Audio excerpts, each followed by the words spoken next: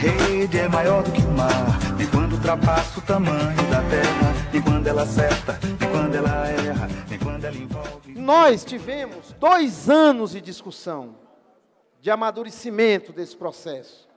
A partir de quando nós saímos do PV, nós criamos o Movimento Nova Política, e 2 anos de amadurecimento, se deveríamos ou não criar um instrumento institucional para fazer política. E ficamos 2 anos fazendo política nas redes, na sociedade. Esses 2 anos foram de intensos debates. Rodamos o país todo. Marina conversou diretamente com mais de 200 mil pessoas. E chegamos, depois de 2012, à conclusão, consultando pessoas, consultando coletivos, consultando redes, que era o momento de se passar um novo patamar, que é a construção de um instrumento institucional para fazer política. Esse processo teve um ponto de ápice fundamental, foi o dia 23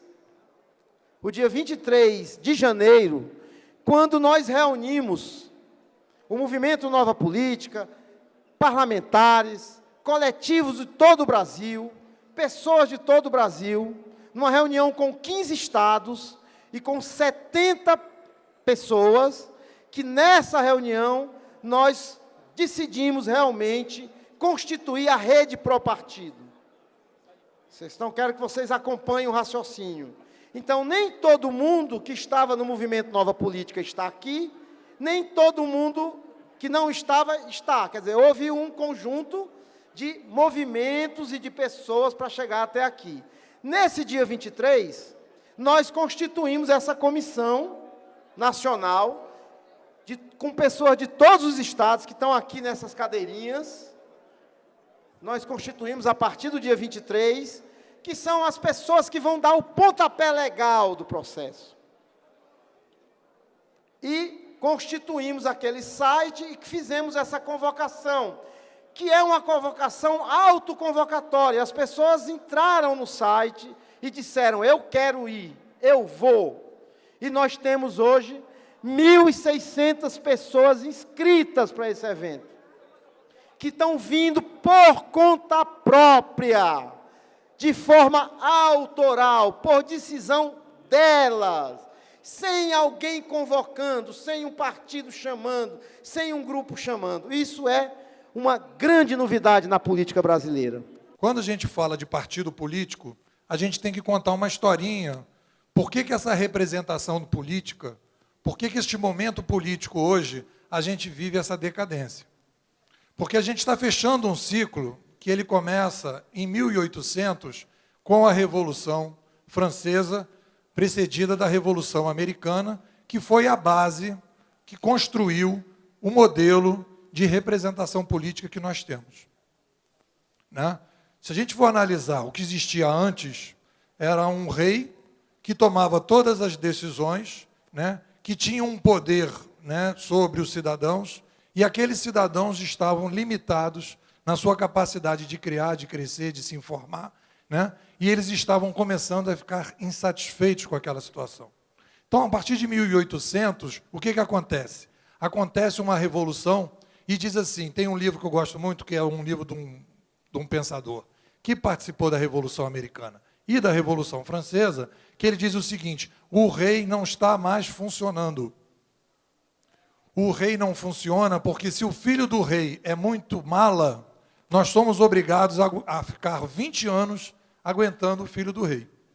Por que a gente não adota um modelo parecido com aquele dos gregos, em que a gente pode eleger os nossos representantes, e se o nosso representante não nos interessar, nós tiramos eles e colocamos outros.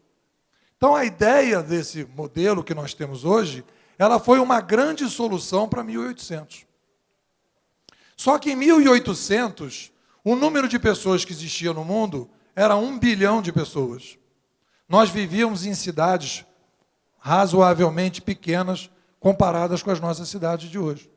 Então, a gente não deve jogar pedra neste modelo, porque este modelo nos serviu muito bem e nos tirou de uma série de problemas que nós tínhamos antes. O problema principal é que este modelo permitiu o crescimento populacional. Inventou modelos econômicos, sociais e políticos que permitiram a inovação, que permitiram que nós saíssemos de 1 bilhão para 7 bilhões de pessoas. Qual é o impasse que nós temos hoje no modelo político, social e econômico em todas as áreas? Na justiça, na ciência, na escola, nas empresas, no governo. Tem gente demais e os nossos antigos representantes não dão conta mais de resolver os seus problemas da maneira que resolviam em 1800. Então, o que existe hoje que a gente precisa compreender é que a gente está numa guinada da civilização, e essa guinada da civilização, ela passa por uma coisa muito interessante. A chegada da internet é igual à chegada do livro impresso. A internet permite um fenômeno muito diferente, muito raro, muito estranho, que é o descontrole das ideias. Da mesma maneira que o papel impresso descontrolou as ideias em 1450, nós estamos hoje descontrolando essas ideias. E a internet permite que a gente comece a pensar uma saída para as crises que nós temos hoje, porque ela começa a apontar um caminho em que a gente pode descentralizar e, ao mesmo tempo, ter um controle mais aberto e mais democrático dos nossos problemas. Nós não sabemos bem o que nós queremos, mas nós temos absoluta convicção a respeito do que nós não queremos. Na Espanha, isso tem sido muito forte. E esses movimentos são movimentos que atingem o cotidiano do cidadão, muitas vezes com moedas paralelas, com formas de trocas paralelas. Viola, que, embora hoje trabalhando mais com mudanças climáticas, trabalhou e trabalha também com movimentos sociais, o que os movimentos sociais hoje, de contestação à crise, etc., têm a nos dizer e a nos ensinar, na tua opinião?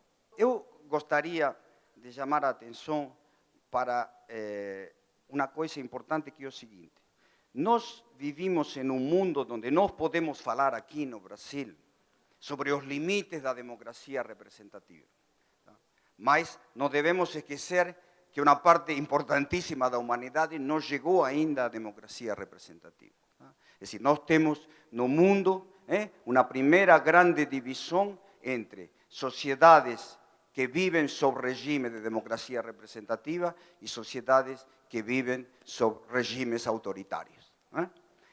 Esta fundação deste partido, que é um momento histórico na história do Brasil e na história das democracias, seria impensável, não poderia ser feita na China, na Rússia, em Irã, em Cuba.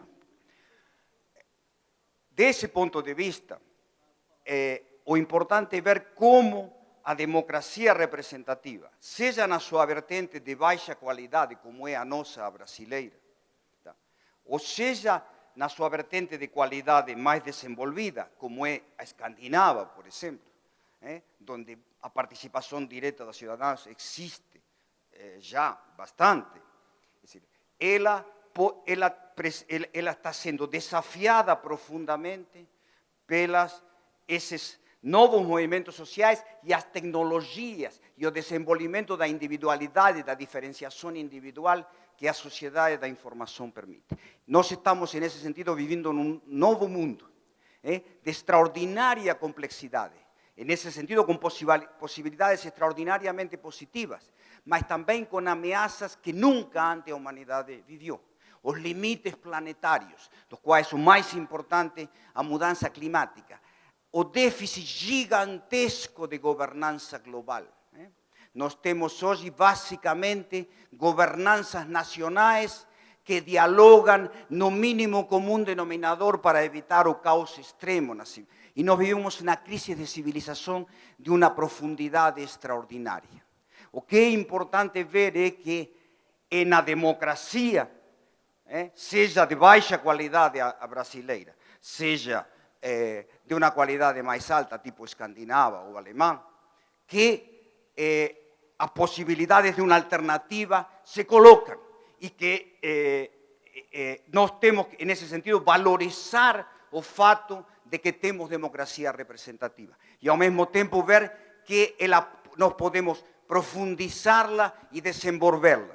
Mas, na minha opinião, sem cair no que seria, eu chamaria de uma certa ingenuidade, de imaginar que, é decir, as sociedades mais avançadas que podemos ter, o que nosso movimento aqui pode produzir, é algo assim como elevar a qualidade da representação, do componente representativo da democracia brasileira e introduzir-lhe um componente muito mais profundo de democracia mais direta, chamémosla radical, tá? Mas a mistura vai ser sempre muito grande.